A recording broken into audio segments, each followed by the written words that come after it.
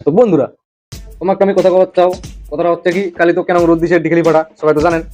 আর ওই রোদে হামা কি করছি, ওই রোদে মনে করো বাড়ি তো থাকা যায় না, রোদের মধ্যে যে রোদ দিছে কালি, ওই রোদে বাড়িতে থাকা যায় না।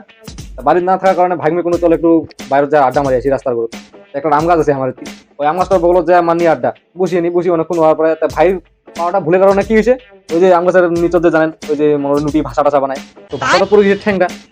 ঠ্যাংটা পড়ার পরে ভাই তো রইলে মালুম করে নেই, বেতাল নুটি বাইর হওয়া দিছে। হ্যাঁ, ভাষাটা ভাঙিছে, নুটি বাইর হওয়া দিছে, অন্যটা হয়তো ভাষা বানাবে।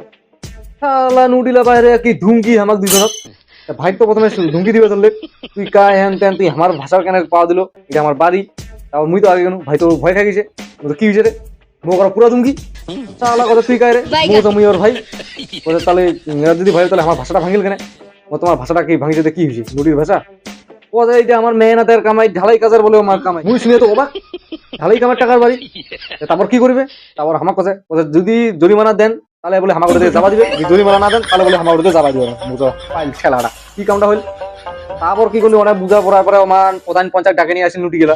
মা বলে কোন প্রধান আছে, কোন বলে পঞ্চায়েত আছে, ডাকে নিয়ে আসেন। তেমন জানো বুঝিনি, লাস্টে জরিমানা নিল 5 টাকা 373 পয়সা। মুই তো শুনি অবাক। কি করেন দিয়ে দিয়ে লাস্টে আসি, নাহলে আমার আসবে না। ভুলের কারণে কার কোনোদিন নুটির ভাষা পাওয়া যায় না, নাহলে আমার নাকা অবস্থা হবে তোমার প্রধান পঞ্চায়েত নগর তোমার বিচার শেষ করে নিবি।